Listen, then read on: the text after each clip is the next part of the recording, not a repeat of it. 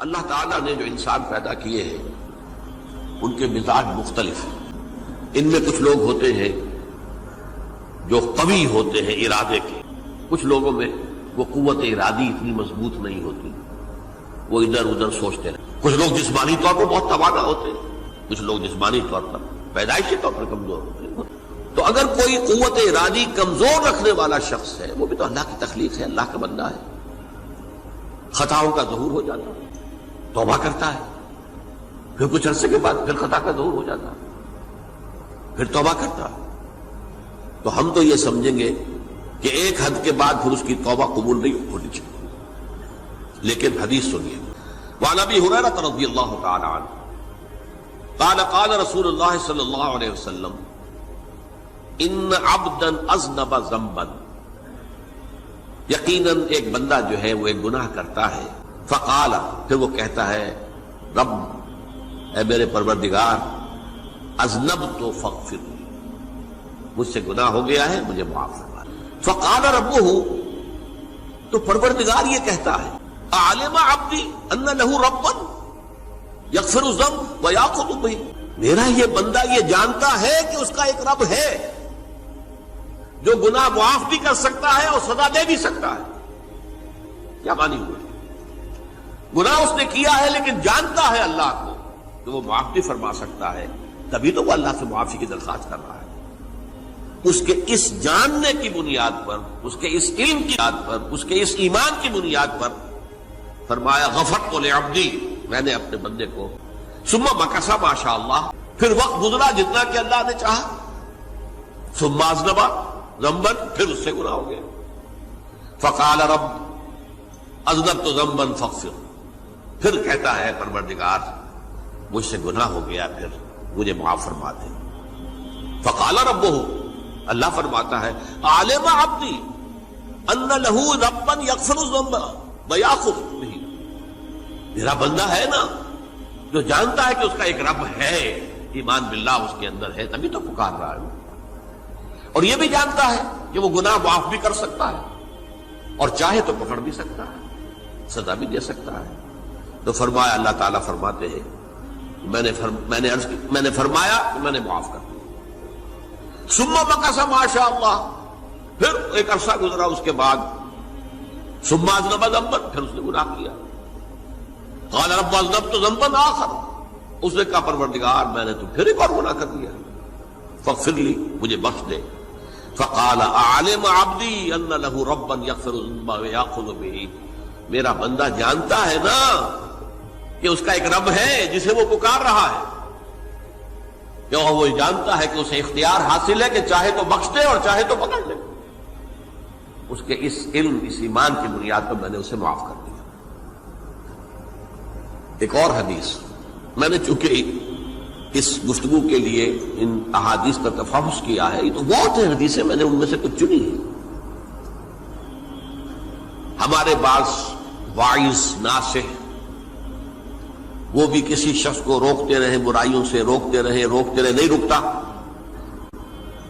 تو کہیں غصے میں آ کے اللہ تجھے کبھی معاف نہیں کرے گا.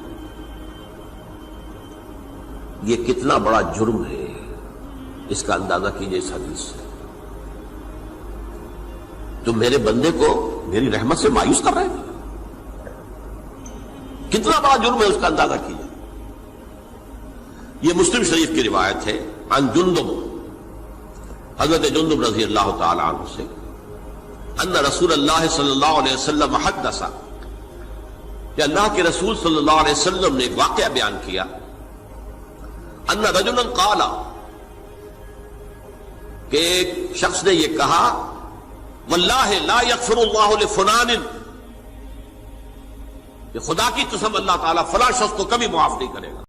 وَأَنَّ اللَّهَ تَعَالَى قَالَ، اس پر اللہ تعالیٰ نے یہ فرمایا مَنْ ذَا الَّذِي يَتَعَلَّىٰ عَلَيَّ، یہ کون ہے جو میرے اوپر حکومت کرنے والا آ گیا، جو میری طرف سے حکم لگا رہا ہے کہ میں کبھی معاف نہیں کروں گا. مَنْ ذَا الَّذِي، کون ہے وہ شخص، الَّذِي يَتَعَلَّىٰ عَلَيَّ انی لا اغفر لفلان، کہ میں فلاں شخص کو کبھی معاف نہیں کروں گا. قد غفرت لفلان، اس کو تو میں نے معاف کر دیا، واحبطت عملہ، اس شخص کے تمام اعمال میں نے ضائع کر دیے کہ تم نے میرے بندے کو مایوس کیا۔ یہ ہے جرم کی انکار۔ تو توبہ کی دعوت دیتے رہو، توبہ کے لیے لوگوں کو آمادہ کرتے رہو، توبہ جو ہے اس کے لیے ترغیب دیتے رہو، اللہ تعالیٰ معاف فرمانے والا۔ اب آخری حدیث سنا رہا ہوں، یہ تو بہت ہی عجیب حدیث ہے اور متفق علیہ، یہ بخاری اور مسلم دونوں میں۔ حضرت ابو سعید الخدری رضی اللہ تعالی عنہ جو ہے وہ اس کے راوی ہیں۔ حضور نے فرمایا کانا فی من کانا قبلکم رجل قتل 99 نفسا، تم سے پہلے جو امت تھی بنی اسرائیل، گویا کہ ان کا ذکر ہے، اس میں ایک آدمی ایسا تھا جس نے 99 قتل کیے تھے۔ اب آپ اندازہ کیجئے کتنا بڑا گناہ کبیرہ ہے قتل۔ قرآن مجید میں آتا ہے وَكَأَنَّمَا قَتَلَ النَّاسَ جَمِيعًا، اگر ایک انسان کو بھی ناحق قتل کر دیا گیا تو یہ ایسی ہے گویا کہ اس نے پوری نوع انسانی کو قتل کر دیا، اس نے 99 قتل کیے۔ فَهَلْ لَهُ مِن تَوْبَةٍ، پھر اس کے بعد یہ ہوا کہ اس کے اندر توبہ کا جذبہ پیدا ہوا۔ فَسَأَلَ عَنْ أَعْلَمِ أَهْلِ الْأَرْضِ، تو اس نے پھر سوال کیا، لوگوں سے پوچھا کہ زمین میں رہنے والوں میں کون سب سے بڑا عالم ہے۔ فَدُلَّ عَلَى رَاهِبٍ، تو اسے بتایا گیا فلاں راہب فلاں جگہ پر ہے، وہ بہت نیک ہے، بڑا عالم ہے۔ فَأَتَاهُ، وہ اس کے پاس آیا، فَقَالَ أَنَّهُ قَتَلَ 99 نَفْسًا فَهَلْ لَهُ مِن تَوْبَةٍ، انہوں نے کہا دیکھیے راہب صاحب میں نے 99 انسان قتل کیے، اب مجھے یہ بتائیے کہ میرے لیے توبہ کا کوئی امکان ہے؟ فقال لا، اس نے کہا نہیں۔ فقتلہ، اس نے اس کو بھی قتل کر دیا۔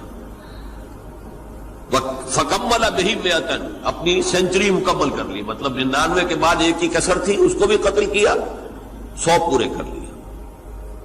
ثم سأل عن عالم اہل الارض، پھر اس نے پوچھا کوئی اور کوئی بڑے عالم انسان ہو۔ فدل علی رجل عالم، پھر اس کی رہنمائی کی گئی ایک بڑے عالم شخص کی طرف۔ فقال انه قتل 100 نفس، تو اس نے وہاں جا کر کہا کہ میں 100 انسان ہلاک کر چکا ہوں، قتل کر چکا ہوں۔ فهل له من توبہ، میرے لیے توبہ کا کوئی امکان ہے؟ فقال نعم، کہا کیوں نہیں، 100 قتل کیے تب بھی کیا ہے، توبہ کا راستہ دروازہ کھلا ہوا، ما لم یغرغر، جب تک کہ وہ گھنگرو نہیں بج رہا اس وقت تک تمہارے توبہ کا دروازہ کھلا ہوا ہے۔ فرمایا نعم، ومن یحول بینہ وبین التوبہ، تمہاری توبہ کے درمیان اور تمہارے درمیان کون حائل ہو سکتا ہے، توبہ کا دروازہ کھلا ہے۔ لیکن ساتھ ہی کہا انطلق الی ارض کذا و کذا، اب تم ایسے کرو جہاں تم رہتے ہو وہاں نہ جاؤ واپس، وہاں کا ماحول اچھا نہیں ہے، معاشرہ اچھا نہیں ہے، ہو سکتا ہے کہ تم توبہ پر قائم نہ رہ سکو، تم فلاں جگہ چلے جاؤ، وہاں اچھے لوگ آباد ہیں، ان میں جا کر رہو۔ فإن بها اناس یعبدون اللہ تعالی، وہاں ایسے لوگ آباد ہیں جو اللہ کی بندگی کرتے ہیں۔ فاعبد اللہ معہم، تو تم ان کے ساتھ مل کر اللہ کی بندگی اور پرستش کرو۔ ولا ترجع الی ارضک، اپنی زمین کی طرف اپنے وطن میں واپس مت جاؤ۔ فإنها ارض سوء، وہ بری جگہ ہے۔ فانطلقا، تو وہ چل پڑا، ہجرت کر رہا ہے، اس جگہ جا رہا ہے جہاں کا راہب نے بتایا تھا۔ حتی اذا نصف الطریق، جب آدھا راستہ اس نے پورا کر لیا، اتاہ الموت، موت آ گئی۔ فاختصمت فیہ ملائکۃ الرحمت و ملائکۃ العذاب، اب وہ جہنم کے فرشتے بھی آ گئے اس کی جان قبض کرنے کو، اور جنت کے بھی آ گئے۔ فقالت ملائکۃ الرحمہ، رحمت والے جو فرشتے ہیں جنت والے، انہوں نے کہا جا تائبا مقبلا بقلبہ للہ تعالی، یہ شخص توبہ کر کے اللہ تعالیٰ کی طرف ہجرت کر رہا تھا، اس لیے اس کی نیت کی بنیاد پر اب یہ جنتی ہے، لہذا اس کی روح ہم قبض کریں۔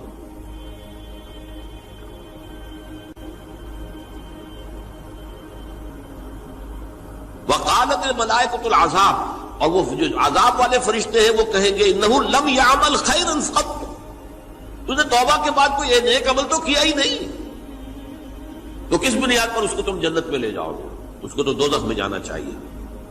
فَأَتَاهُ مَلَكٌ فِي صُورَةٍ آدمی، تو ان کے پاس اللہ نے ایک اور فرشتے کو بھیج دیا آدمی انسانی شکل کے اندر. فَجَعَلُوهُ بَيْنَهُمْ، تو ان فرشتوں نے کہا بھائی ہمارا فیصلہ کرا دو، اس کی روح ہم لینا چاہتے ہیں یا ہم لینا چاہتے ہیں. انہیں حکم بنا لیا. فَقَالَ قِيسُوا مَا بَيْنَ الْأَرْضَيْنِ